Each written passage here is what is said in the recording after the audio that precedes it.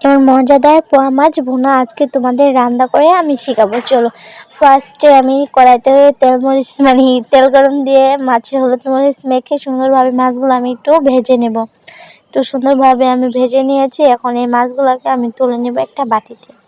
একটা বাটিতে মাছগুলো তুলে তেলের ভিতরে পেঁয়াজটা দিয়ে পেঁয়াজটা একটু ভাজা ভাজা করে নেব। হালকা মিডিয়াম, বেশি ভাজা ভাজা করবো তো খেতে এটা মজা লাগবে না। তারপরে আমি দিয়ে দিলাম পানি, তারপর দিলাম আটা বাটা, তারপরে দিয়ে দিলাম লবণ, হলুদ মরিচের গুঁড়া। তারপরে আমি এটাকে নেড়ে চেড়ে সুন্দরভাবে ভাজা ভাজা করে কষিয়ে নেব। এই তো সুন্দরভাবে আমার এটা কষানো হয়ে আসছে। এখন আর একটু ভাজা ভাজা করে নেব, তো হয়ে যাবে। তো আমার এটা প্রায় কষানো শেষ। এখন আমি ঝোলের জন্য পানি দিয়ে দেব। এই তো ঝোলটা বলক এসে পড়েছে। এখন আমি মাছগুলো আস্তে আস্তে দিয়ে দেবো সুন্দরভাবে। এই তো মাছটা দেওয়া শেষ। এই তো আমার তরকারিটা প্রায় হয়ে আসছে। এখন এটার উপর দিয়ে আমি কিছু ধনেপাতা ছিটাই দেব।